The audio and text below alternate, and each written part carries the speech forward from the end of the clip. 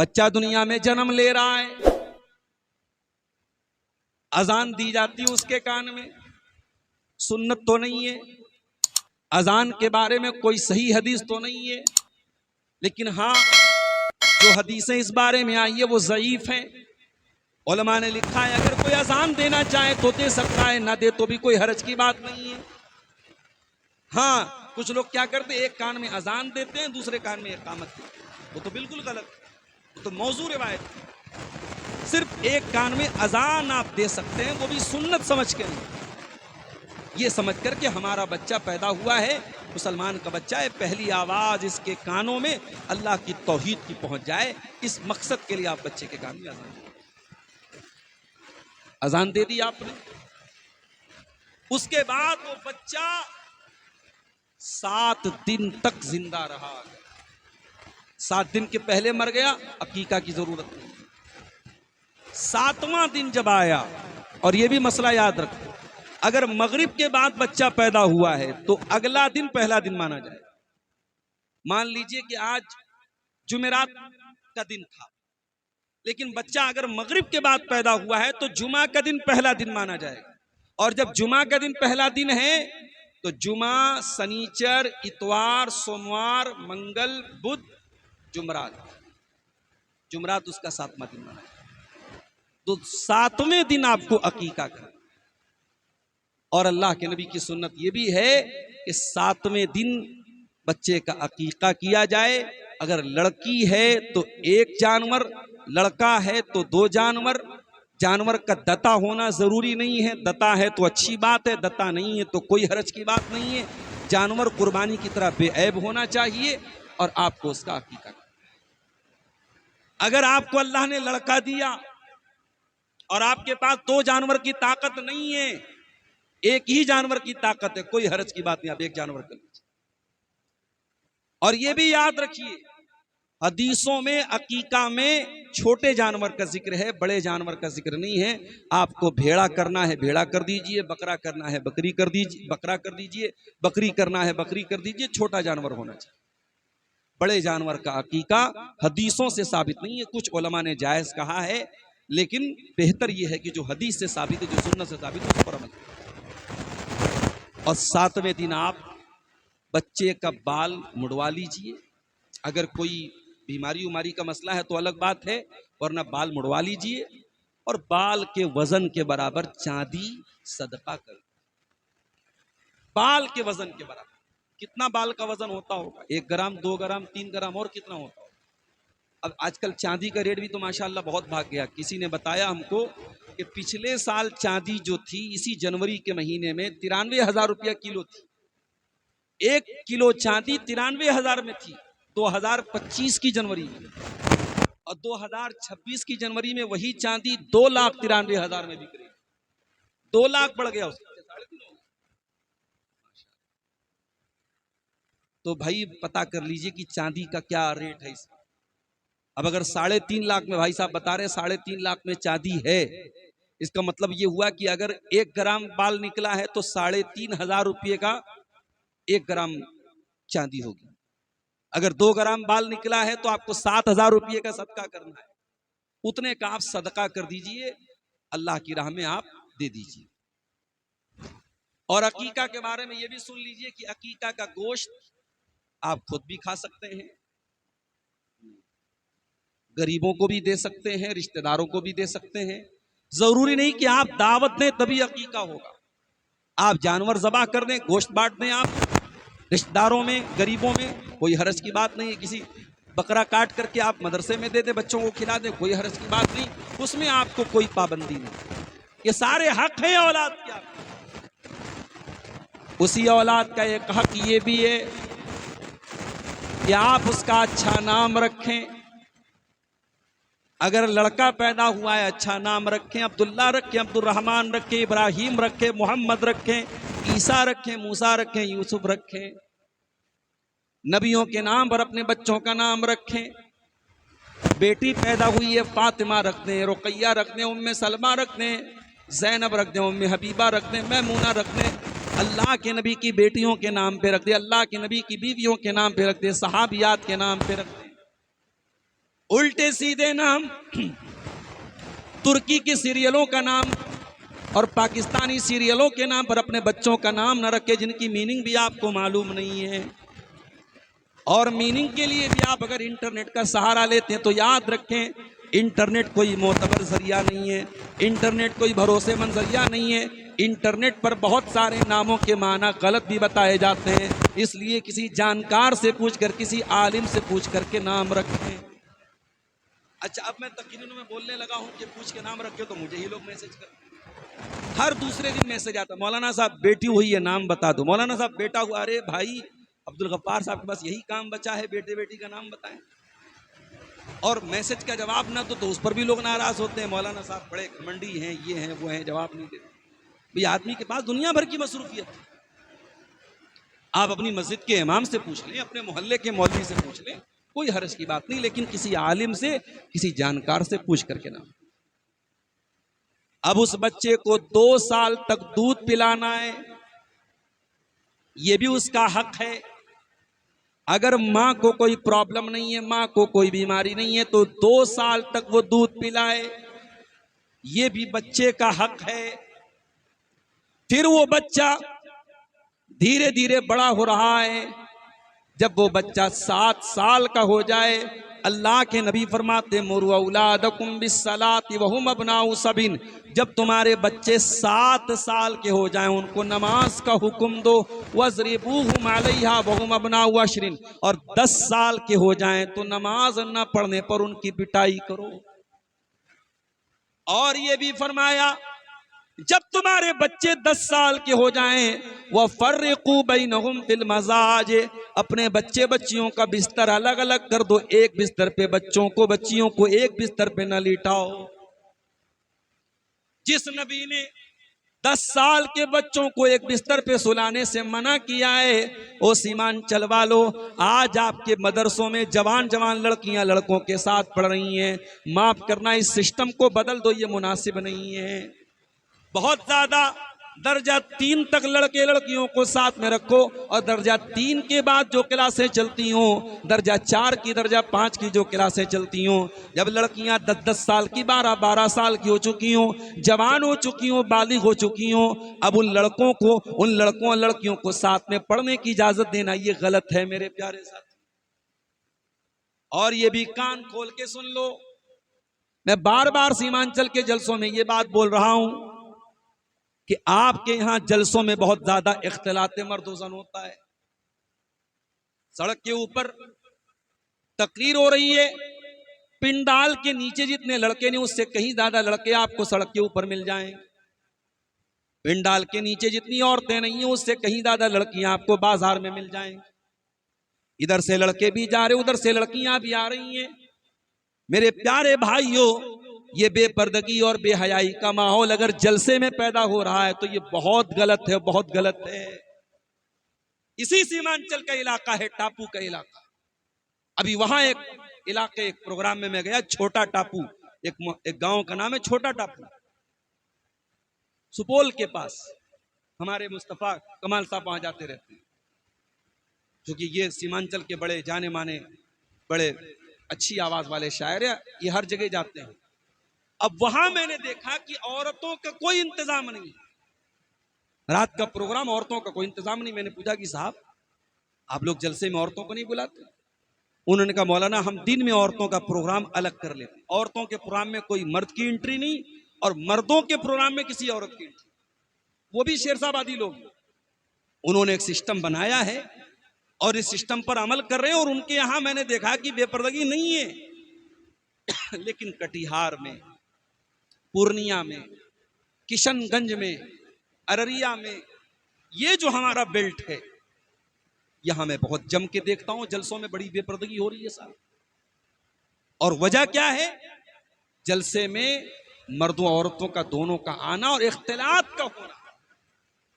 भाई हमारे यूपी में भी औरतों का इंतजाम होता है, मुंबई में बड़े बड़े प्रोग्राम होते हैं, औरतें आती है, पता भी नहीं चलता, उनका अलग रास्ता है, अलग पिंडाल है, अलग उनका स्क्रीन लगी हुई है, पता भी नहीं चलता। आपके यहां साहब जैसे ही मैं 12:30 बजे आया हूं गांव में, जैसे ही आया, इधर से नौजवान लड़के जा रहे हैं, उधर से लड़कियां आ रही हैं, क्या तमाशा है मेरे, आप गौर कीजिए। अल्लाह के नबी ने फरमाया बच्चे 10 साल के हो जाएं, लड़का लड़की, बिस्तर अलग कर दो। कभी आपने गौर किया? 10 साल का बच्चा बहुत बड़ा तो नहीं है, 10 साल की बच्ची बहुत बड़ी तो नहीं है, अभी नासमझ है। इस्लाम 10 साल की उम्र से बिस्तर अलग करने की तालीम इसलिए दे रहा है, शैतान कब किसका दिमाग खराब कर दे हम नहीं जानते, शैतान कब किसके दिमाग में गंदगी और गलाजत डाल दे हम नहीं जानते। और मिसालें मौजूद हैं, लापरवाही बरती गई तो सगे भाई और सगी बहन के दरमियान भी गलत काम हुए। मेरे भाइयों, इस्लाम पर्दे का मजहब है, इस्लाम तकद्दुस का मजहब है, इस्लाम गंदगी की इजाजत नहीं देता, इस्लाम बदकारी की इजाजत नहीं। फरमाया जब तुम्हारे बच्चे 7 साल के हो जाएं नमाज का हुक्म दो, और 10 साल के हो जाएं और नमाज न पढ़े तो उनकी पिटाई करो। सवाल ये पैदा होता है मौलाना साहब, 10 साल का बच्चा तो बालिग नहीं है, 10 साल की लड़की तो नाबालिग है, और इस्लाम के अंदर जो अहकाम फर्ज होते हैं वो तो बालिग होने के बाद फर्ज होते हैं, नमाज बालिग होने के बाद, रोजा बालिग होने के बाद। 10 साल का लड़का तो नाबालिग है, फिर नमाज न पढ़ने पर उसकी पिटाई करने का हुक्म क्यों दिया जा रहा है? इसीलिए दिया जा रहा है जब वो बच्चा 10 साल की उम्र में नमाज का पाबंद बन जाएगा, जब वो 17 साल का हो जाएगा, जब वो 20 साल का हो जाएगा और फजर की अजान की आवाज सुनेगा तो आपको कहना नहीं पड़ेगा, वो ठंडे ठंडे पानी से, वो गरम गरम पानी से वजू बना करके ऑटोमेटिक मस्जिद में पहुंच जाएगा। तरबियत तो करो मेरे प्यारे, हम तरबियत नहीं करते हैं, हमारे पास अपने बच्चों के लिए टाइम ही नहीं है। और हम कहते साहब हम बड़े बिजी लोग हैं, हमारे पास इसलिए टाइम नहीं, हम तो रात दिन कारोबार में लगे रहते हैं, जॉब में लगे रहते हैं। माफ करना, जितना बड़ा भी जॉब हो, जितना बड़ा भी कारोबार हो, अपने बच्चों की तरबियत से आप बच नहीं सकते उससे। हमारे एक दोस्त हैं, बहुत दिनों तक वो सऊदी अरब में रहते थे, इलाहाबाद के रहने वाले हैं, सऊदी अरब में रहते थे, रियाज में रहते थे। वो डेली अपने बच्चों से फोन करना, हाल चाल लेना उनका मामूल था। और नतीजा ये है कि 3-4 साल तक सऊदी अरब में वो रहे, और आज भी अल्हम्दुलिल्लाह उनकी बच्ची और बच्चे सब माशाअल्लाह दीनदार हैं, दुआएं याद हैं, कुरान याद हैं, बच्चे माशाअल्लाह दीनदार। आप अगर बच्चों को टाइम नहीं देंगे मेरे प्यारे साथी, अगर आप बच्चों की सही तरबियत नहीं करेंगे, ये बच्चे कयामत के दिन आपका गरेबान पकड़ लेंगे। ये बच्चे आपका गरेबान पकड़ के कहेंगे अल्लाह ये मेरा बाप था, ये मेरी माँ थी, अय अल्लाह। लड़का बोलेगा अल्लाह मैं अगर कमाने में पीछे रहा तो मेरे बाप ने मेरा कॉलर पकड़ा, मेरी कमाई कम रही तो मेरे बाप ने मुझको रोका टोका। लड़की कहेगी अल्लाह मैं एक दिन स्कूल न गई, मेरी माँ ने मुझको रोका, मेरी माँ ने मुझको टोका, लेकिन बाप ने और माँ ने कभी नमाज के लिए नहीं टोका, माँ ने कभी लड़की को पर्दे के लिए नहीं टोका, माँ ने कभी लड़की से ये ना पूछा तू घर में लेट क्यों आई, माँ ने लड़की से कभी ये नहीं पूछा स्कूल की छुट्टी तो 2 बजे हुई तू 4 बजे क्यों आई, माँ ने कभी लड़की से ये ना पूछा तू सहेली के घर रात में रुक क्यों गई। तरबियत आपकी जिम्मेदारी है।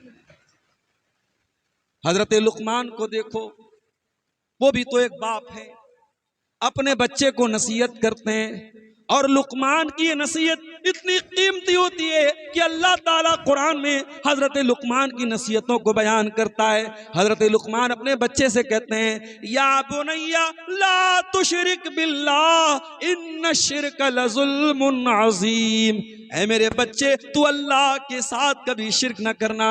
ऐ मेरे बच्चे दुनिया का सबसे बड़ा अन्याय, सबसे बड़ा जुल्म अल्लाह के साथ शिर्क करना है। पहला हक जो हजरत लुकमान अपने बच्चों को बता रहे हैं, अल्लाह के साथ तो शिर्क मत करना।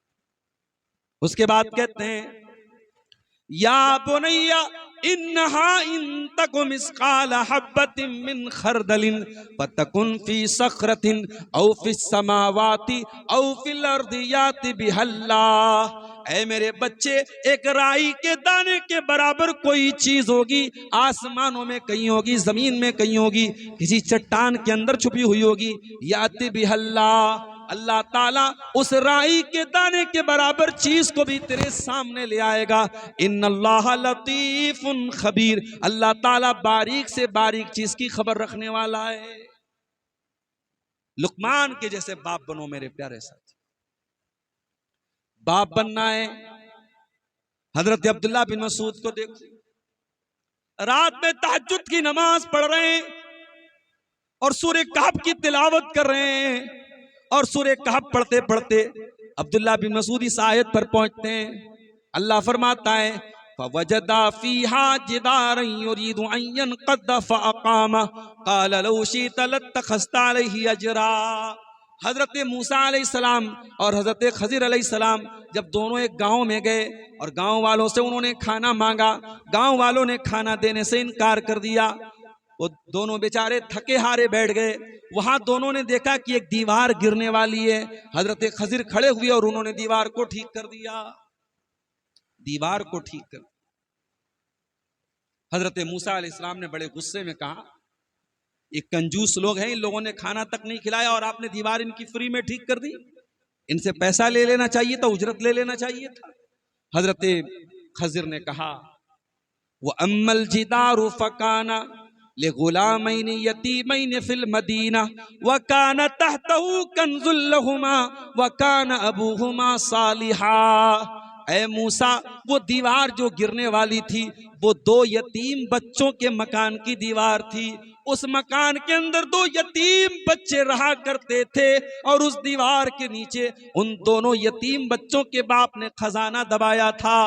खजाना दबा के मर गया था बाप। ऐ मूसा, अगर दीवार गिर जाती, खजाना लुट जाता, गांव वाले लूट लेते। चूंकि बच्चों का बाप नेक इंसान था, वकान अबूहुमा सालिहा, बच्चों का बाप नेक था, इसलिए अल्लाह ताला ने मुझे हुक्म दिया कि मैं दीवार को ठीक कर दूं ताकि बच्चे कल जब जवान हो जाएं तो अपने बाप का खजाना हासिल कर लें। ये है औलाद। औलाद को फल मिल रहा है बाप की नेकी। जो बाप नेक होगा वो जायदाद बना के जाए चाहे ना जाए, वो बैंक में बैलेंस छोड़ के जाए या ना जाए, वो जमीनें और जायदादें छोड़ के जाए चाहे ना जाए, अगर बाप नेक है उसकी नेकी का फल उसके बच्चों को जरूर मिलेगा। मेरे हजरत अब्दुल्ला बिन मसूद कुरान की यही आयत पढ़ रहे थे। यही आयत पढ़ते पढ़ते रोने लगते हैं और सलाम फेर के अपने बच्चे की तरफ देख के कहते हैं मिन अजली का या बुनैया, है मेरे बच्चे, रात का सन्नाटा है, तेरा बाप तहज्जुद की नमाज पढ़ रहा है। ऐ मेरे बच्चे, तेरा बाप तेरे लिए नमाज पढ़ रहा है, तेरा बाप तेरे लिए तहज्जुद की नमाज पढ़ रहा है ताकि कल तेरे काम आ जाए तेरे बाप की नेकियां। ऐ मेरे बच्चे, देख मूसा अलैहिस्सलाम के दौर में बच्चों को उनके माँ बाप की नेकी काम आई। ऐ मेरे बच्चे, तेरा बाप तेरे लिए इतनी मेहनत कर रहा है। हम और आप जब तक नेक नहीं बने, हमारे बच्चों की दुनिया नहीं बन सकती। मेरे प्यारे से हम और आप अपने बच्चों से बहुत प्यार करते हैं। हम कहीं अच्छी जगह घूमने जाते हैं, बच्चों को लेके जाते हैं, किसी अच्छे होटल का खाना खाते हैं, बच्चों को सोचते बच्चों को भी खिलाते हैं। छोटे छोटे बच्चे हमारे होते हैं तो वो और ज्यादा हमें अजीज होते हैं। क्या हम नहीं चाहेंगे कि हम अपने बच्चों को जन्नत में भी लेके जाएं? अगर हम चाहते हैं कि अपने बच्चों को जन्नत में लेके जाएं तो हमें अपने बच्चों की अच्छी तरबियत करनी पड़ेगी। मेरे कुरान कहता है वल्लज़ीना आमनू वत्तबअतहुम ज़ुर्रिय्यतुहुम बिईमानिन अलहक़ना बिहिम ज़ुर्रिय्यतहुम वमा अलतनाहुम मिन अमलिहिम मिन शै। जो ईमान वाले हों और उनकी औलाद भी उनके नक्शे कदम पे चलने वाली हो, औलाद भी उनके पीछे पीछे चलने वाली हो, तो अल्लाह फरमाता है हम माँ बाप को भी जन्नत में दाखिल करेंगे और औलाद को भी जन्नत में दाखिल करेंगे। हम विद फैमिली, परिवार के साथ उनको जन्नत में दाखिल करेंगे। दुआ करो मेरे प्यारे साथियों कि अल्लाह हम सबको परिवार के साथ जन्नत में दाखिल करे। नबियों ने परिवार के साथ जन्नत में जाने की दुआएं मांगी। हजरत इब्राहिम अलैहिस्सलाम दुआ करते हैं, रब्बी जअलनी मुकीमस्सलाति व मिन ज़ुर्रियती रब्बना व तक़ब्बल दुआ। परवरदिगार तू मुझे भी नमाज कायम करने वाला बना और मेरी औलाद को भी नमाज कायम करने वाला बना। और कुरान में अल्लाह ने अपने नेक बंदों की दुआ बयान की, रब्बना हब लना मिन अज़वाजिना व ज़ुर्रिय्यातिना कुर्रत आयुन वजअलना लिलमुत्तकीना इमामा। ऐ परवरदिगार हमारे बीवी बच्चों को हमारी आंखों की ठंडक बना दे और हमें मुत्तकियों का इमाम बना दे। औलाद की तरबियत करो मेरे प्यारे, यह हक है औलाद का। आपके गर्दन पकड़ लेगी आपकी औलाद अगर आपने उसका हक अदा। मैं कहता हूं बच्चा यतीम वो नहीं है जिसके माँ बाप दुनिया से चले जाएं, उससे बड़ा यतीम तो वो बच्चा है, माँ है बाप है मगर तरबियत नहीं करते, वो बच्चा अपने माँ बाप के रहते हुए यतीम है मेरे साथ। अरबी का एक शायर कहता है, लईसल यतीमो मन इंतहा अबवाहु मिन हम्मिल हयाती व खल्लफाहु जलीला। अरे यतीम वो नहीं है जिसके माँ बाप उसको छोड़ के चले गए हों। इन्नल यतीम हुवल्लज़ी तलका लहू उम्मन तखल्लत व बम मशगूला। अरे यतीम तो वो बच्चा है जिसकी माँ के पास उसके लिए टाइम नहीं, जिसके बाप के पास उसके लिए फुर्सत नहीं। समाज की इस्लाह अगर करना है मेरे प्यारे साथियों, हमें अपनी औलाद की तरबियत पर ध्यान देना, अपनी औलाद के अंदर ये तसव्वुर पैदा करना पड़ेगा, अल्लाह देख रहा है। और जब तक ये तसव्वुर नहीं पैदा होगा समाज से करप्शन नहीं खत्म हो सकता, समाज से बुराइयां नहीं खत्म हो सकती।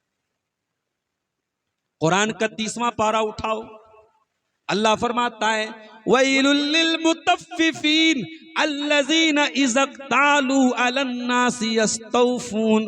बर्बादी है, वैल है, जहन्नम है नाप तौल में कमी करने वालों के लिए।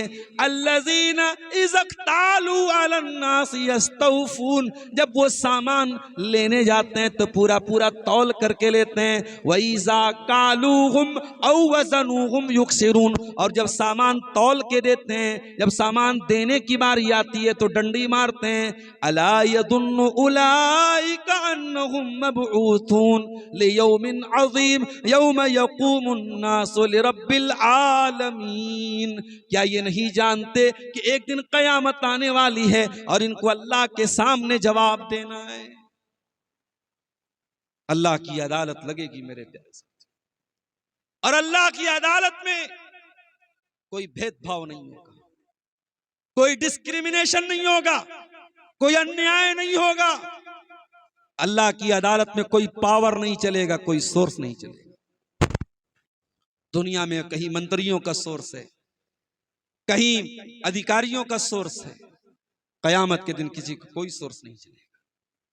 इसीलिए जब हम सूरह फातिहा पढ़ते हैं हम क्या कहते हैं, अल्हम्दुलिल्लाहि रब्बिल आलमीन अर्रहमानिर रहीम मालिक यौमिद्दीन। तमाम तारीफें उस अल्लाह के लिए जो सारे जहानों का रब है, जो बहुत कृपालु बहुत दयालु है। मालिक यौमिद्दीन, जो कयामत के दिन का मालिक है। ऐ अल्लाह 2026 चल रहा है, तू तो आज के दिन का भी मालिक है। 2025 चल रहा था, तू उसका भी मालिक था। ऐ अल्लाह फिर ये कहने की क्या जरूरत, मालिक यौमिद्दीन, तू कयामत के दिन का मालिक। इसलिए कि दुनिया में अल्लाह ने थोड़ी बहुत हुकूमत तो दुनिया वालों को भी दे रखी है। कोई किसी देश का प्रधानमंत्री है, कोई किसी राज्य का मुख्यमंत्री है, कोई कहीं का राष्ट्रपति है, कोई कहीं का हुक्मरान है। दुनिया में तो थोड़ा बहुत पावर अल्लाह ताला ने अपने बंदों को दे रखा है, मगर कयामत के दिन अल्लाह ताला किसी के हाथ में कोई पावर नहीं देगा। अल्लाह ताला फरमाएगा, लिमनिल मुल्कुल यौम, ऐ मेरे बंदो, आज किसके हाथ में पावर है, आज किसके हाथ में किंगडम है, आज किसके हाथ में राजशाही है, आज किसके हाथ में बादशाहत है। सारी दुनिया खामोश, सारे मंत्री खामोश, सारे राष्ट्रपति खामोश, सारे राजा महाराजा खामोश। अल्लाह खुद ही आवाज देगा, लिल्लाहिल वाहिदिल कहार। मेरे बंदो, आज पावर मेरे हाथ में है, आज हुकूमत मेरे हाथ में है, आज सल्तनत मेरे हाथ में, आज फैसला चलेगा तो मेरा चलेगा।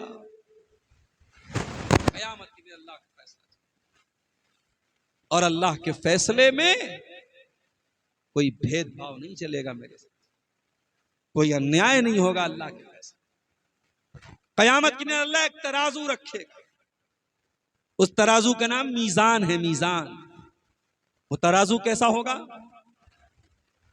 फरमाया कयामत के दिन जब इंसाफ का तराजू रखा जाएगा, फला तुज़लमु नफ्सुन शैया, तो उस तराजू में किसी के साथ कोई अन्याय नहीं होगा। वह इनकाना मिस्काला हब्बतिन मिन खरदलिन अतैना बिहा व कफा बिना हासिबीन। मेरे बंदो, एक राई के दाने के बराबर भी तुम्हारा कोई अमल होगा, अल्लाह के तराजू पर सामने आ जाएगा। अल्लाह जब हिसाब लेगा तो पूरा पूरा हिसाब लेगा। दुनिया में मीडिया ट्रायल होता है, अपराधी को पकड़ा गया, अभी अपराध सिद्ध नहीं हुआ है, मीडिया ने अपराधी बना दिया, मीडिया ने दिखा दिया ये अपराधी है, अपराधी अपराधी, टीवी पर चल गया, अखबार में आ गया, फिर 20 साल तक वो जेल में रहा। 20 साल के बाद कोर्ट ने कहा अपराध सिद्ध नहीं हो पाया, अदालत बाइज्जत रिहा करती। 20 साल तो गया उसका, उसकी इज्जत तो गई, उसका नाम तो गया, उसके बच्चे बेचारे 20 साल तक बाप के बगैर यतीम रहे, उसकी बीवी बेचारी बेवा रही, उसका कैरियर तो तबाह हो गया। दुनिया के इंसाफ में देर लग सकती है मेरे साथ, अल्लाह के इंसाफ में कोई देर नहीं है, क्योंकि अल्लाह की अदालत में कोई मीडिया ट्रायल नहीं होगा। अल्लाह की अदालत में डायरेक्ट अपराध है तो सामने आएगा, अच्छा काम किया वो भी सामने आ जाएगा, बुरा काम किया वो भी सामने आएगा। वमन यामल मिस्काल ज़र्रतिन खैरन यरा वमन यामल मिस्काल ज़र्रतिन शर्रन यरा। एक जर्रा के बराबर तुमने कोई गुनाह किया वो भी तुम्हारे सामने आ जाएगा, जर्रा बराबर तुमने कोई नेकी की वो भी तुम्हारे सामने आ जाएगी। ऐ अल्लाह, दुनिया में झूठे गवाह भी आ जाते हैं, क्या तेरी अदालत में कोई झूठी गवाही भी दे पाएगा? फरमाया नहीं, अल यौमा नख्तिमु अला अफ़वाहिहिम व तुकल्लिमुना ऐदीहिम व तशहदु अर्जुलुहुम बिमा कानू यक्सिबून। कयामत के दिन अल्लाह ताला मुंह पर मुहर लगा देगा, मुंह बंद कर देगा, जबान से कुछ नहीं बोल पाओगे। अल्लाह तुम्हारी जबानों पर मुहर लगा देगा, तुम्हारे हाथ बोलेंगे, तुम्हारे पैर बोलेंगे। ओ स्मार्टफोन टच करने वालों, ओ व्हाट्सएप चलाने वालों, ओ इंस्टाग्राम चलाने वालों, ओ फेसबुक मैसेंजर चलाने वालों, अल्लाह तुम्हारी उंगलियों से बुलवाएगा, उंगली बोलेगी क्या टाइप किया है तुमने, क्या टच किया है तुमने, कहां कहां से सब मिटा। ब्राउजर की हिस्ट्री डिलीट कर दी, चैटिंग डिलीट कर दी, मैसेंजर डिलीट कर दिया, मोबाइल फॉर्मेट मार दिया, सारे सबूत मिटा दिए। उंगली का रिकॉर्ड कैसे मिटाओ? This finger will talk, this finger will speak, ये उंगली बोलेगी। अल्लाह फरमा रहा है तेरे हाथ बोलेंगे, तेरे पैर बोलेंगे। इन पैरों से चल के तू कहां गया था? तू जिना को डेटिंग बोलता है, तू हराम काम को डेटिंग और प्यार और लव और रोमांस बोलता है। इन पैरों से जो तू जिना करने गया था ये पैर बोले, इन हाथों से जो तूने गलत चीजें टच की थी ये हाथ बोलेंगे। हत्ता इज़ा मा जाऊहा शहीद अलैहिम समऊहुम व अबसारुहुम व जुलूदुहुम बिमा कानू यामलून। मेरे बंदे, कयामत के दिन तेरा कान तेरे खिलाफ गवाही देगा, तेरी आंखें तेरे खिलाफ गवाही देंगी, तेरे बदन की चमड़ी तेरे खिलाफ गवाही देगी। अय अल्लाह, रात रात भर इस कान में हेडफोन लगा के, एयरपॉड लगा के गाने सुनता रहा। अय अल्लाह, क्या ये कान बताएगा? हाँ, ये कान बताएगा। अय अल्लाह, इन आंखों से मोबाइल पर न जाने क्या क्या देखता रहा, क्या ये आंखें सब रिकॉर्ड कर रही हैं? हाँ, सब रिकॉर्ड कर रही हैं। अय अल्लाह, क्या कयामत के दिन ये आंखें बोलेंगी? हाँ, बोलेंगी। तेरे एक एक करतूत को तेरी आंखें खोल के सामने रख देंगी। अय अल्लाह, इन हाथों से न जाने क्या क्या किया, क्या ये हाथों के चमड़े बोलेंगे? हाँ, तेरे हाथों के चमड़े बोलेंगे, तेरे बदन की स्किन बोलेगी। वक़ालू लिजुलूदिहिम लिमा शहिदतुम अलैना, और इंसान कहेगा अपनी चमड़ी से कि तू कैसे बोल रही है? कालू अंतकनल्लाहुल्लज़ी अंतक कुल्ल शै। इंसान की चमड़ी कहेगी कि आज अल्लाह ने हमको बोलना सिखा दिया। एआई का नाम सुना है? AI, artificial intelligence. मान लीजिए आपने एआई के अंदर कुछ लिख करके दे दिया। आपने लिख दिया मदरसा महमूदिया, ये आपके क्या नाम है, शिवानगर, शिवनगर कोढ़ा कटिहार का एक इदारा है, और इसमें इतने बच्चे पढ़ते हैं, इतने टीचर पढ़ते हैं, जो भी है आपने पूरी डिटेल लिख दी। आपने सिर्फ लिख के दिया और एआई से कहा इसका ऑडियो बना के हमको दे दो। एआई ने ऑडियो बना के दे दिया। भाई साहब, ये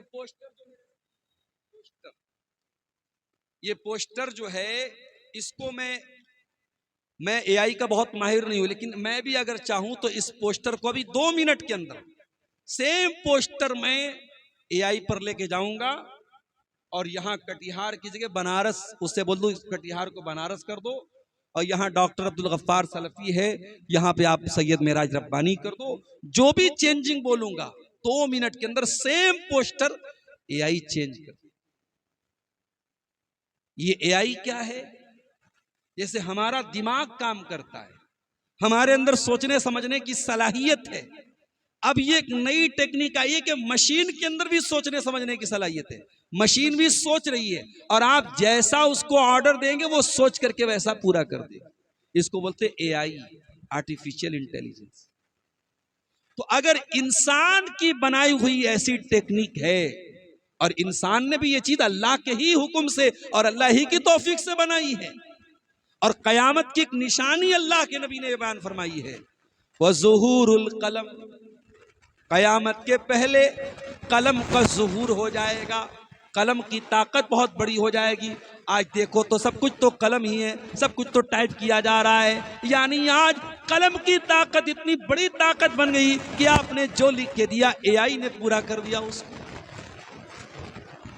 इसका मतलब ये हुआ कि अगर इंसान की बनाई हुई टेक्निक अगर इतनी आगे जा सकती है, और इंसान को बनाने वाला अल्लाह है, और इंसान के दिमाग को बनाने वाला अल्लाह है, और इंसान को सोचने समझने की सलाहियत देने वाला अल्लाह है, तो उस अल्लाह के लिए कौन से मुश्किल बात है कि वो क़यामत के दिन हमारे बदन की स्किन से, हमारी चमड़ी से वो गवाही दिलवाएगा, और हमारे बदन की चमड़ी गवाही। किस किस से बचेंगे हम? कान गवाही देगा, आंखें गवाही देंगी, हाथ गवाही देंगे, पैर गवाही देंगी, बदन के चमड़े गवाही देंगे। ऐ अल्लाह, कोई ऐसा भी गुनाह मैंने किया था, बंद कमरे में था, अंधेरा था, लाइट ऑफ थी, किसी ने नहीं देखा, ऐ अल्लाह क्या उस गुनाह की भी पकड़ होगी? फरमाया इज़ा ज़ुल्ज़िलतिल अर्ज़ु ज़िल्ज़ालहा व अख़रजतिल अर्ज़ु अस्क़ालहा व क़ालल इंसानु मा लहा यौमइज़िन तुहद्दिसु अख़बारहा। ऐ मेरे बंदे, कयामत के दिन धरती भी बोलेगी, जमीन भी बोलेगी, जमीन भी गवाही देगी। जिस बेडरूम में रह के तूने गलत काम किए थे वो बेडरूम बोलेगा, जिस जमीन पे तूने गलत काम किया था वो जमीन बोलेगी, जिस जमीन पे तूने अच्छे काम किए थे, जहां तेरी पेशानी ने सजदे किए थे, जहां तेरी आंखों से आंसू बहे थे, जहां तेरे हाथों से सदका खैरात हुआ था, जहां जाके तूने हज और उम्रा किया था, जहां तूने जानवर की कुर्बानी की थी, वो जमीन बोलेगी, वो जमीन गवाही देगी। इज़ा ज़ुल्ज़िलतिल अर्ज़ु ज़िल्ज़ालहा व अख़रजतिल अर्ज़ु अस्क़ालहा व क़ालल इंसानु मा लहा यौमइज़िन तुहद्दिसु अख़बारहा। जमीन गवाही देगी, जमीन बोलेगी। मेरे प्यारे साथियों, किस किस से हम बचेंगे? ऐ अल्लाह, दुनिया में पैसे का लेन देन करके भी मामला रफा दफा हो जाता है। कार वाला जा रहा था, बाइक से लड़ गया, एक्सीडेंट हो गया, बाइक वाला मर गया, पुलिस आ गई, कार वाले ने पुलिस वालों को भी कुछ पैसा दे दिया, उस गरीब आदमी के परिवार को भी कुछ पैसा दे दिया, दोनों तरफ से मामला रफा दफा हो गया। ऐ अल्लाह, क्या तेरी अदालत में भी पैसा देकर के मामला रफा दफा हो जाएगा? फरमाया वत्तकू यौमन, ऐ मेरे बंदो उस दिन से बचो, तुरजऊन फीहि इलल्लाह, जिस दिन तुम अल्लाह के पास जाओगे, सुम्मा तुरजऊन इलल्लाह सुम्मा तुवफ़्फ़ा कुल्लु नफ्सिम मा कसबत, और हर नफ्स को उसके अमल का पूरा पूरा बदला दिया जाएगा। वहुम ला युज़लमून, और उस दिन किसी के साथ कोई जुल्म नहीं होगा। दूसरी जगह फरमाया ला युख़ज़ु मिन्हा अदलु वला हुम युनसरून, कयामत के दिन कोई बदला नहीं दिया जाएगा, कोई फिदिया नहीं दिया जाएगा, किसी के बदले किसी को नहीं पकड़ा जाएगा। उस दिन से डरो मेरे प्यारे साथी। जब तक ये डर नहीं पैदा होगा, बुराई नहीं खत्म हो सकती। हजारों साल पहले एक खूबसूरत नौजवान था, घर के अंदर अकेला था, उसकी घर के अंदर एक खूबसूरत औरत भी थी, औरत भी जवान थी, और ये जो मर्द था ये भी जवान था, खूबसूरत भी था, और उस लड़की का, उस औरत का गुलाम था। ये गुलाम की हैसियत से रहता था। उस औरत ने घर के सारे दरवाजे बंद कर दिए और अपने गुलाम से कहा मेरी बाहों में आ जा। वो गुलाम वहां का रहने वाला भी नहीं था। उस औरत, वो गुलाम तो नहीं था लेकिन उस घर में गुलाम की तरह, खादिम की तरह रहता था। वो नौजवान परदेसी था। परदेसी को बहुत सारी बातों का डर नहीं होता है। इंसान को अपने वतन में जितना अपनी इज्जत का लिहाज रहता है, परदेश में नहीं रहता है। वो परदेश में भी था। वो नौजवान उस औरत के अंडर में रहता था। गुलाम तो नहीं था लेकिन गुलाम की हैसियत से था। औरत उसकी मालकन थी, उसकी आका थी। औरत खुद बुला रही थी और घर के सारे दरवाजों को भी औरत ने बंद कर दिया था। कोई कैमरा भी नहीं लगाता, कोई पकड़ने वाला भी नहीं था। कुरान नक्शा खींचता है, वरावदतहुल्लती हुवा फी बैतिहा अन नफ्सिही वगल्लकतिल अबवाब। याद करो मेरे बंदे यूसुफ अलैहिस्सलाम को, जब उस औरत ने, जिस औरत के घर में यूसुफ रहा करते थे, उस औरत ने अपने जाल में फंसाने की कोशिश की और उसने सारे दरवाजे अच्छी तरीके से बंद कर दिए और कहने लगी हई तलक हई तलक हई तलक, ऐ यूसुफ मेरे पास आ जाओ। औरत खुद बुलाए तो इंसान का बचना बहुत मुश्किल होता है। बहुत आसान है मजलिस में माज अल्लाह कह देना, बहुत मुश्किल है खलवत में गुले गुलगू से बच जाना। तन्हाई में जब कोई बुराई का मौका मिल रहा हो, उस मौके पर बुराई से अपने दामन को बचाना, इट इज द चैलेंज। ये बहुत बड़ा चैलेंज है मेरे प्यारे साथी। औरत बुला रही है तलक, ऐ यूसुफ आओ। यूसुफ कहते हैं काला माज अल्लाह, मैं अल्लाह की पनाह चाहता हूं। इन्नहू रब्बी अहसन मसवाया इन्नहू ला युफ्लिहुज़ ज़ालिमून। ऐ जुलेखा, ऐ अजीज मिस्र की बीवी, मेरे मालिक ने तेरे घर में मुझको ठिकाना दिया और मैं अपने मालिक के साथ ही गद्दारी करूं, ये मुझसे नहीं हो सकता। मैं अपने मालिक के साथ बेवफाई करूं, ये मुझसे नहीं हो सकता। इन्नहु ला युफ्लिहु ज़ालिमून, ऐ जुलेखा, मैं इतना बड़ा जुल्म नहीं कर सकता, मैं जालिम नहीं हूं। वो कौन सी ताकत थी मेरे भाइयों जिसने यूसुफ को जवान होने के बावजूद, खूबसूरत होने के बावजूद, और मलका औरत, पैसे वाली औरत, और खुद गुनाह की तरफ बुला रही है। वो कौन सी ताकत थी जिसने यूसुफ को गुनाह करने नहीं दिया? वो ताकत अल्लाह का डर थी। वो ताकत ये एहसास था कि अल्लाह देख रहा है, अल्लाह देख रहा है, और अल्लाह की पकड़ का डर था। वो डर यूसुफ अलैहिस्सलाम को गुनाह से दूर करता है। इसीलिए अल्लाह के नबी फरमाते हैं, कयामत के दिन जब कोई साया नहीं होगा, सबातुन युज़िल्लुहुमुल्लाहु फी ज़िल्लिही यौमा ला ज़िल्ला इल्ला ज़िल्लुहु। कयामत के दिन अल्लाह ताला 7 खुश नसीबों को अपने अर्श का साया देगा। जिस दिन अल्लाह के अर्श के सिवा कोई साया न होगा, उन 7 खुश नसीबों में एक वो इंसान भी होगा। फरमाया व रजुलुन दातुहु इम्रातुन ज़ातु मनसबिन व जमालिन फ़क़ाल इन्नी अख़ाफ़ुल्लाह, जिसको कोई खूबसूरत औरत, कोई पैसे वाली औरत गलत काम की तरफ बुलाए और वो ये कह के ठुकरा दे मैं अल्लाह से डरता हूं। बड़ा मशहूर वाकया है, सुना होगा आपने कई बार। बनी इस्राइल के वो 3 लोग जो गार में फंस गए थे, और गार के दहाने पर एक बहुत बड़ी चट्टान आ गई थी और तीनों अंदर फंस गए थे। और तीनों ने तय किया कि अल्लाह ताला से अपने अपने नेक अमल का वसीला लगा के दुआ कर। यहाँ लोग बोलते हैं अहले हदीस लोग वसीला नहीं मानते। अरे हमसे बढ़ के कौन वसीला मानता? हम जायज वसीला मानते, जो वसीला साबित है वो वसीला मानते। नेक अमल का वसीला लगा के दुआ मांगो, अल्लाह कबूल करेगा। कुछ ऐसी नेकी करो जो आपको पता हो, अल्लाह को पता हो। यहां तो चंदा जब तक दे करके ऐलान ना हो हाजी साहब के नाम का, तब तक हाजी साहब की जो है उनको। अरे कुछ नेकी ऐसी भी कर दो मेरे भाई जो आपको पता हो, अल्लाह को पता। बहुत सारे लोग चंदा दे रहे, बेनामी चंदा देते हैं, अच्छी बात है। और बेनामी में अगर बड़ा बड़ा चंदा आ रहा है तो और अच्छी बात है। हर चीज का नाम हो जरूरी नहीं है, कुछ नाम अल्लाह के यहां भी हो जाए मेरे प्यारे से। नेकी करके दरिया में डाल दिया करो। कहावत है ना, नेकी कर दरिया में डाल। नेकी करो, भूल जाओ कि हमने नेकी किया था। जाड़े का मौसम है, कोई गरीब बेचारा ठिठुर रहा है सर्दी से। कोई अमीर आया, कार से उतरा, गरीब को कंबल उड़ाया, चला गया। अमीर को नहीं पता मैंने किसको उड़ाया, गरीब को नहीं पता मुझको किसने उड़ाया। ये होती है नेकी कर दरिया में डाल। वयुतिमून अत्ताअम अला हुब्बिही मिस्कीनन व यतीमन व असीरा। अल्लाह के नेक बंदे गरीबों को खाना खिलाते हैं, यतीमों को खाना खिलाते हैं, कैदियों को खाना खिलाते हैं। इन्नमा नुतिमुकुम लिवजहिल्लाह। और कान खोल के सुन लो, जब वो गरीबों को खाना खिलाते हैं तो कैमरे से फोटो नहीं खिंचवाते हैं।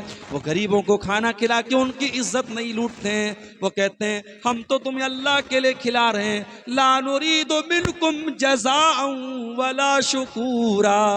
हमें तुमसे कोई बदला नहीं चाहिए, हमें तुमसे कोई शुक्रिया नहीं चाहिए। कुछ ऐसी भी नेकी करो मेरे भाई जिसका वसीला लगा के अल्लाह से मुसीबत में दुआ मांग सके।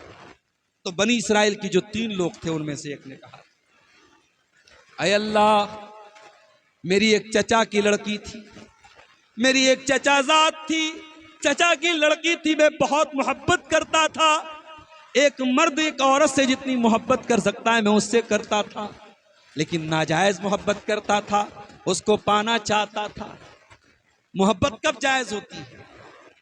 मोहब्बत तब जायज होती है जब वो निकाह के जरिए हो, वरना मोहब्बत के नाम पे जितना भी आई लव यू बोल करके मैसेज कर दिया जाए वो मोहब्बत एक ढकोसला है और कुछ नहीं।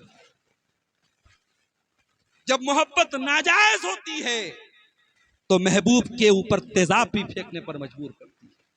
मोहब्बत जब नाजायज होती है तो अपने महबूब ही के टुकड़े करके ड्रम के अंदर बांधने पर मजबूर करती है। और मोहब्बत जब सही होती है मेरे साथियों तो इंसान जिंदगी भर अपनी बीवी की, एक एक डिमांड को पूरा करता है, जिम्मेदारी समझ के पूरा करता है जो जायज मोहब्बत होती है। उसने कहा अल्लाह, मैं मोहब्बत करता था अपनी चचा की लड़की से, पाना चाहता था उसे, हासिल करना चाहता था उसे।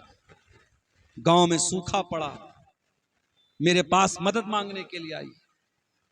मैंने कहा कि मैं मदद करूंगा, एक शर्त पर करूंगा, तुम्हें अपनी इज्जत मेरे हवाले करनी पड़ेगी।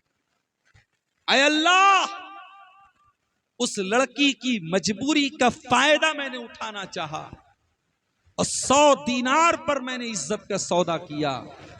लड़की मजबूर थी, तैयार। और ऐन मौके पर ऐ अल्लाह, जब मैं उस लड़की के साथ गलत काम करने वाला था, जब ज़िना करने वाला था, हराम काम करने वाला था, ऐन मौके पर लड़की कहती है इत्तकिल्लाह, ऐ अल्लाह के बंदे अल्लाह से डर, वला तफुज्जल खातम इल्ला बिहक्किही, और अंगूठी को मत खोल मगर उसके हक के साथ, मुहर को मत खोल मगर उसके हक के साथ। ऐ मेरे चचा के बेटे, मैं तेरे निकाह में नहीं हूं, मैं तेरे लिए हराम हूं, मुझे टच ना करना, मेरे करीब ना आना, अल्लाह से डर, अल्लाह से डर। ऐ अल्लाह, जब उस लड़की के मुंह से मैंने तेरा नाम सुना, मैं डर गया, मैं कांप गया। ऐ अल्लाह, मैं वहां से हट गया। ऐ अल्लाह, अगर तू जानता है कि तेरे डर से मैंने ये काम किया है, ऐ अल्लाह हमारी मुसीबत को तू दूर कर दे, हमारी मुसीबत को आसान कर दे। अल्लाह के नबी फरमाते हैं कि अल्लाह ने उसकी दुआ को सुना और चट्टान थोड़ी सी खिसक गई, और बाकी 2 लोगों ने और दुआ की तो चट्टान पूरी तरीके से खिसक गई। अगर आप अल्लाह का डर अपने अंदर पैदा कर लें, मेरे साथ हम और आप अपने अंदर अल्लाह का डर पैदा कर लें, तो मुसीबतें भी टल सकती हैं, परेशानियां भी टल सकती हैं। लेकिन आज मसला यही है, हमारे पास गुफ्तार तो है, किरदार नहीं। हम गुफ्तार के गाजी हैं, बातें तो बहुत बड़ी बड़ी, अमल नहीं है हमारे पास। हजरत उमर फारूक का दौर देखो, उमर फारूक रात में गश्त कर रहे हैं, एक लड़की की आवाज उनके कानों में पहुंचती है। लड़की अपनी माँ से कहती, माँ लड़की से कहती है, बेटी उठ करके दूध में पानी मिला दे, बेटी सुबह हमको दूध बेचने जाना है तो दूध में पानी मिला दे। लड़की की माँ कहती है, लड़की कहती है, अम्मी जान, क्या आपने नहीं सुना, अमीरुल मोमिनीन उमर फारूक का ऑर्डर आया है, दूध में पानी मिलाना अपराध है, क्या आपने ये फरमान नहीं सुना है? कहा, बेटी मैंने सुना है, लेकिन ये रात का सन्नाटा है, उमर कहाँ हमको देखने वाला है, उमर तो अपने घर में आराम कर रहे होंगे। कहा, अम्मी जान, अगर उमर हमको नहीं देख रहे हैं, उमर का रब तो हमको देख रहा है, उमर के रब से तो डरिए। लड़की की माँ चुप हो। हजरत उमर ने मकान नंबर नोट कर लिया, घर आए, सारे बच्चों को बुलाए, ऐ मेरे बच्चों, मैं एक लड़की की आवाज सुन के आया, मैं नहीं जानता कि वो कितनी खूबसूरत है, उसका घर कैसा है, खानदान कैसा है, मैं नहीं जानता, इतना जानता हूं कि वो लड़की दीनदार है, अल्लाह से डरने वाली है, और मैं उस लड़की को अपने घर की बहू बनाना चाहता हूं। क्या तुम में से कोई है जो उसे निकाह करेगा? हजरत उमर के एक बेटे थे, इनका नाम आसिम था, हजरत आसिम बिन उमर। उन्होंने कहा कि ठीक है अब्बा जान, मैं निकाह करूं। अल्लाह अकबर। उस जमाने के लड़के भी बड़े अजीब थे, आज के लड़के तो माशाअल्लाह। अभी एक साहब हमसे कहने लगे मुंबई के अंदर कि उनके लड़के को किसी लड़की से प्यार हो गया, अब लड़का जिद कर लिया कि मैं शादी करूंगा तो उसी लड़की से करूंगा। माँ बाप ने पहले जिद सोचा कि समझाएं बुझाएं, लड़का नहीं माना, आखिर में उसी से शादी किया। शादी हुई 1-2 साल के बाद लड़के को समझ में आएगा दूर के ढोल बड़े सुहाने। वो शादी के पहले जितने बड़े बड़े ख्वाब वो लड़की दिखाती थी, शादी के बाद पता चला कि सब फर्जी थी। तो ये चल रहा है आजकल के दौर में। लड़कों का मेयार भी यही है कि लड़की खूबसूरत, बिल्कुल अप्सरा के जैसे, चाहे वो दीनदार हो चाहे ना हो, चाहे इज्जतदार हो चाहे ना हो, हयादार हो चाहे ना हो, वो सूरत पर मरने वालों। हजरत उमर का बेटा पलट करके ये नहीं पूछता, अब्बा जान लड़की की शक्ल एक बार दिखा दीजिए, अब्बा ने कह दिया कि लड़की दीनदार है, मैं दीन की गारंटी लेके आया हूं। लड़का तैयार हो गया, निकाह हो गया, और इतनी नेक थी वो लड़की कि उसी लड़की के खानदान से, उसी की नस्ल से आगे चल करके एक एक इंसान पैदा हुए, एक शख्सियत पैदा हुई जिनका नाम उमर बिन अब्दुल अजीज रहमतुल्लाह अलैह है, जिनको उमर सानी कहा जाता है। हजरत उमर की नस्ल से वो थे और हजरत उमर के तरीके पर चलने वाले थे। मेरे प्यारे से, अल्लाह का डर अगर पैदा हो जाए, अल्लाह की पकड़ का डर पैदा हो जाए, तो ऐसी लड़कियां भी हमें समाज में नजर आती हैं। और आगे बढ़ी, हजरत उमर ही का वाकया है। रात का सन्नाटा है, हजरत उमर गश्त पे निकले हुए हैं। एक मकान से एक औरत के रोने की आवाज आती है। वो अरबी के अशार पढ़ रही है, ततावल हाज़ल लैलु वस्वद्दा जानिबुहु व अरक़नी अल्लाह हबीबा उलाइबुहु। वो औरत रो रो के कहती है कि ये रात बड़ी लंबी है, ये रात बड़ी काली है, मेरा महबूब मेरे साथ नहीं है कि मैं अपने महबूब के साथ खेल सकूं, अपने महबूब के साथ मैं दिल लगी कर सकूं। फवल्लाहि लौलल्लाहु अन्नी उराक़िबुहु लहर्रका हाज़ा सरीरु जवानिबुहु। अल्लाह की कसम, अगर मुझे अल्लाह का डर न होता तो इस बिस्तर, इस चारपाई के चारों पाए हिल रहे होते और कोई गैर मर्द इस चारपाई पर आज सो रहा होता।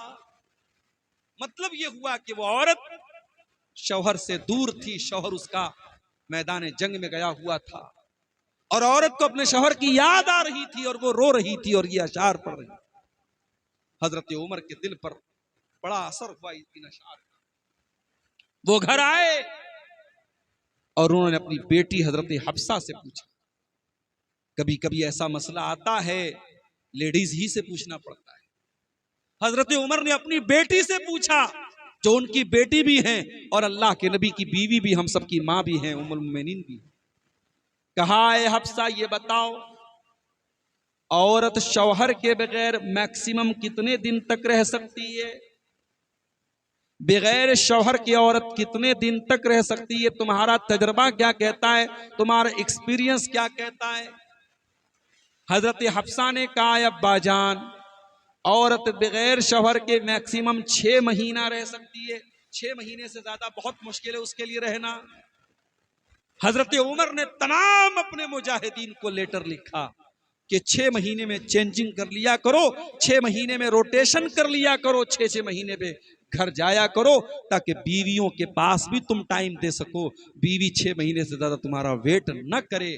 मेरे प्यारे साथियों, बताना ये चाहता हूं इस वाक़े के जरिए कि वो औरत शौहर के बगैर रहती थी। वो चाहती तो गलत कदम उठा सकती थी, मगर वो औरत खुद कहती है, अगर अल्लाह का डर ना होता तो आज इस बिस्तर पे गलत काम होता, मगर अल्लाह का डर है जो मुझे गुनाह से रोके। मेरे अजीजों, आज समाज बहुत बुराइयों की तरफ जा रहा है, और समाज बुराइयों की तरफ इसीलिए जा रहा है क्योंकि अल्लाह की पकड़ का डर नहीं है। जब तक ये डर हमारे अंदर पैदा नहीं होगा, समाज की दिशा और दशा नहीं बदलेगी, समाज की तस्वीर नहीं बदलेगी। मेरे साथ, नबी के दौर में गुलाम को भी अल्लाह का डर होता था। वाकया सुनिए, तकरीर के आखिरी पॉइंट पर पहुंच रहा हूं। हजरत अब्दुल्लाह इब्न उमर का बड़ा मशहूर वाकया है, कई बार बयान भी कर चुका हूं तकरीरों में। अब्दुल्लाह इब्न उमर रज़ी अल्लाह ताला अन्हु सफर पे जा रहे थे, बहुत जोरों की उनको भूख और प्यास लगी थी। एक चरवाहे पर नजर पड़ी जो बहुत सारी बकरियों को लेके जा रहा था। अब्दुल्लाह बिन उमर ने कहा कि ऐ चरवाहे, किसी एक बकरी का दूध दूह करके मुझको पिला दे, बहुत भूखा प्यासा हूं। चरवाहा कहता है, माफ कीजिए, ये बकरियां मेरी नहीं है, मैं तो चरवाहा हूं, ये मेरे मालिक की बकरियां हैं और मालिक की इजाजत के बगैर मैं आपको दूध नहीं दे सकता। अब्दुल्लाह इब्न उमर ने सोचा, बड़ा ईमानदार लग रहा है, दूध तक देने को तैयार नहीं है, मालिक की बकरियां हैं। इसकी ईमानदारी का इम्तिहान लेते, इसकी परीक्षा लेते। कहा, अच्छा ये बताओ, एक काम करो, एक बकरी मुझे बेच दो, मैं बकरी का दूध भी पी लूंगा, बकरी ज़बा करके गोश्त भी खा जाऊंगा, मालिक पूछे तो बता देना कि भेड़िया खा गया था और मैं तुमको पैसा भी दे देता हूं, मालिक भी खुश, तुम भी खुश, मैं भी खुश। चरवाहा कहता है अब्दुल्ला इब्ने उमर, बहुत अच्छा रास्ता आपने बता दिया, मैं भी खुश, आप भी खुश, मालिक भी खुश, मगर एक सवाल का मुझको जवाब दे दीजिए, फ़अैन अल्लाह, कल कयामत का दिन होगा, अल्लाह की अदालत होगी, अल्लाह पूछेगा कि तूने अपने मालिक के साथ बेवफाई क्यों की, तूने अपने मालिक के साथ गद्दारी क्यों की, तूने अपने मालिक का हक क्यों मारा, तूने अपने मालिक से झूठ क्यों बोला, तूने चंद पैसों के लिए अपने मालिक के भरोसे का खून क्यों किया। फ़अैन अल्लाह, ये मुझे बता दीजिए फिर अल्लाह कहाँ गया, मैं अल्लाह को क्या जवाब दूंगा। हजरत अब्दुल्ला इब्ने उमर की आंखों में आंसू आ गए। कहा है चरवाहे, तेरे दिल में अल्लाह का इतना डर मैं देख करके हैरान हूं, ये बता के तू किसका गुलाम है। उसके मालिक का नाम पूछा, मदीना आए और मालिक का पता लगाने के बाद उसकी कीमत अदा कर दी और उस गुलाम को आजाद कर दिया। और आजाद करने के बाद कहते हैं कि ऐ चरवाहे, आज तेरे इस एक जुमले ने तुझे दुनिया की गुलामी से आजाद कर दिया और मुझे उम्मीद है कि कल कयामत के दिन जहन्नम की आग से भी आजाद कर देगा तेरा ये जुमला। फ़अैन अल्लाह, अल्लाह कहाँ गया। हम और आप भी अपने दिल से पूछें, जब शैतान गलत काम की तरफ लेके जाए, जब नमाजें आपकी छूट जाएं, जब गलत काम की तरफ आपके कदम बहके, तो अपने आप से ये सवाल करो, फ़अैन अल्लाह, अल्लाह कहाँ गया, अल्लाह को क्या जवाब दें। एक बहुत बड़े ताबई जिनका नाम रुबैया इब्ने खैसम था, बहुत अल्लाह के नेक बंदे थे। अब्दुल्ला बिन मसूद इनको देख के कहा करते थे, अगर अल्लाह के नबी तुम्हें देख लेते तो बहुत मोहब्बत करते, इतने नेक। रुबैया इब्ने खैसम उस दौर की बहुत खूबसूरत औरत, फाहिशा औरत, बच्चलन औरत इनके पास आती है और इनको बहकाने की कोशिश करती है। रुबैया इब्ने खैसम टस से मस नहीं होते हैं, उल्टे उस औरत को समझाते हैं कि तू गलत काम छोड़ दे, तो मुझे बहकाने की कोशिश मत कर, तू गलत काम छोड़ दे। उस औरत को समझाने की कोशिश करते हैं, औरत थक हार करके वहां से चली जाती है। मेरे प्यारे साथियों, जब अल्लाह का डर पैदा होता है तो इंसान अपने ईमान की, अपने किरदार और कैरेक्टर की हिफाजत। आज की तारीख में मेरे प्यारे साथी, हमारे समाज में जो बुराइयां पनप रही हैं, जो दिन ब दिन बुराइयों का ग्राफ बढ़ रहा है, उसके पीछे बहुत बड़ी वजह यही है कि हमें दुनिया का तो डर है, अल्लाह का डर। बहुत सारे गलत काम करने से हम इसलिए बचते हैं, दुनिया को क्या जवाब दें। जिस दिन हम ये सोचने लगे अल्लाह को क्या जवाब देंगे, उस दिन हम बहुत सारी बुराइयों से बच जाएंगे। अल्लाह ने कुरान में फरमाया, यस्तगफून मिनन्नासी वला यस्तगफून मिनल्लाह, ये मुनाफिकों की पहचान है, ये लोगों से तो डरते हैं, अल्लाह से नहीं डरते। वहुवा माहुम इज़ युबय्यतूना मा ला यर्दा मिनल क़ौल, अल्लाह ताला उनके एक एक अमल की निगरानी कर रहा है। अल्लाह को सब पता है कि वो क्या क्या साजिशें कर रहे हैं। इन मुनाफिकों की एक एक चाल से अल्लाह ताला वाकिफ है, मगर ये मुनाफिक लोग लोगों से डरते हैं, अल्लाह से नहीं डरते।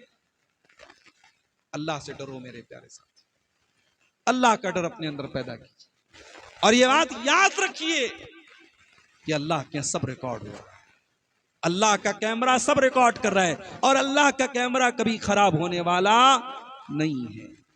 व इन्ना अलैकुम लहाफिज़ीन किरामन कातिबीन यालमून मा तफ़अलून, अल्लाह के फरिश्ते सब रिकॉर्ड कर रहे हैं, आपका हमारा सबका एक एक अमल रिकॉर्ड हो रहा है। और अमल तो बहुत दूर की बात है, मा यल्फ़िज़ु मिन क़ौलिन इल्ला लदीहि रक़ीबुन अतीद, हमारी ज़बान से जो अल्फाज निकलते हैं वो अल्फाज भी मेरे प्यारे साथियों रिकॉर्ड किए जा रहे हैं। और क़यामत के दिन जब ये रिकॉर्डिंग ओपन होगी, अल्लाह पूछेगा कि मेरे बंदे, ये तेरा अमल है, ये तेरा अमल है। इक़रा किताबक कफ़ा बिनफ़्सिकल यौमा अलैका हसीबा, मेरे बंदे ये तेरी किताब है, तू खुद अपनी किताब पढ़ के बता दे तेरे साथ क्या मामला होना चाहिए। मेरे प्यारे साथियों, इसलिए हम और आप अपने दिलों में ये तसव्वुर पैदा करें कि अल्लाह देख रहा है, और जब तक ये हम तसव्वुर नहीं पैदा करेंगे, समाज से बुराइयां नहीं खत्म हो सकती।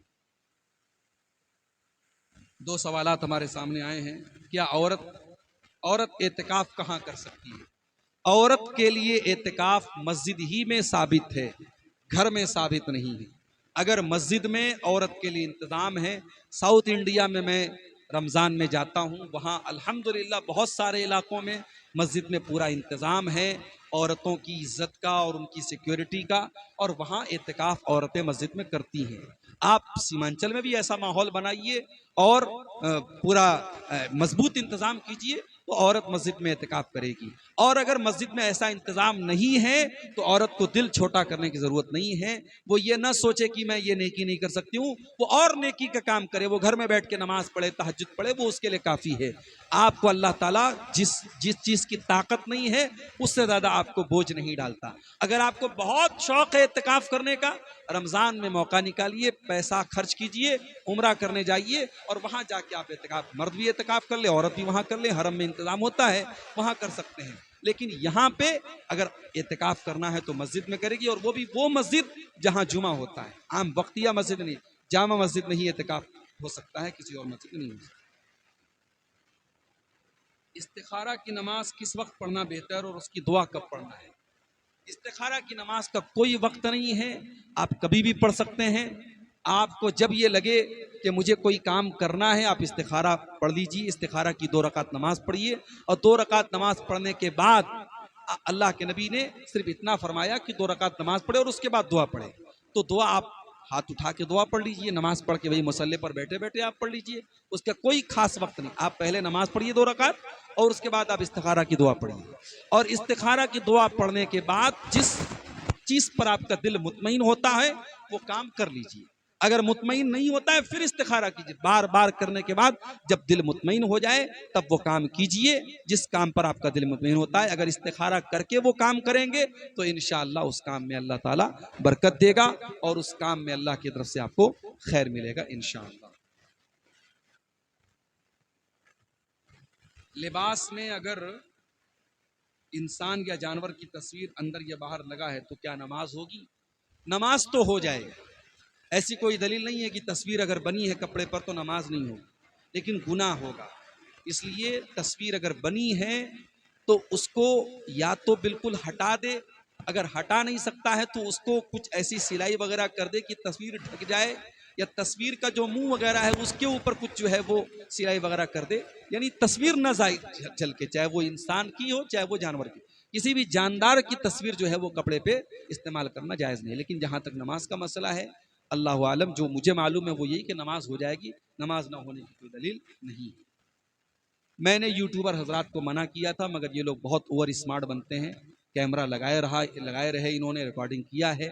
आइंदा मैं जब भी प्रोग्राम में आऊँगा इस इलाके में, पहले से ये बात जलसे वालों को बता करके आएंगे कि आप नहीं लगने देंगे, और जब ये कैमरे नहीं लगे रहेंगे तभी हम स्टेज पर आएंगे, क्योंकि यहाँ आने के बाद सिर्फ यहाँ से माइक हटा देना और इस तरीके से कैमरों का लगा रहना, ये तो बिल्कुल बेवकूफ़ बनाने वाली बात है।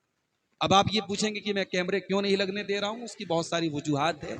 फिलहाल मेरे लिए और आप सबके हक में भी बेहतर यही है कि अगर मुझे सीमांचल के प्रोग्रामों में आना है तो मुझे इस रिकॉर्डिंग से और यूट्यूब से मुझे दूर रहना है। इसलिए अल्लाह के वास्ते आप लोग माफ़ रखिए, और अल्लाह से दुआ है रब्बुल आलमीन हम सबको नेक अमल अच्छी समझ की तौफीक अता फरमाए। 7 दिन के गुजरने के बाद अकीका दे सकते हैं, मैं बार बार जवाब दे चुका हूँ। 7वां दिन अफजल है, बेहतर है, लेकिन अगर किसी मजबूरी की वजह से 7वें दिन नहीं कर पाए तो उसके बाद भी अकीका कर सकते हैं। ऐसा मसला नहीं कि 7वें दिन के बाद अकीका नहीं। नीस क्या लिखा है? नीस खुद का अकीका दे सकते हैं। अगर वालिदैन किसी वजह से नहीं दे पाए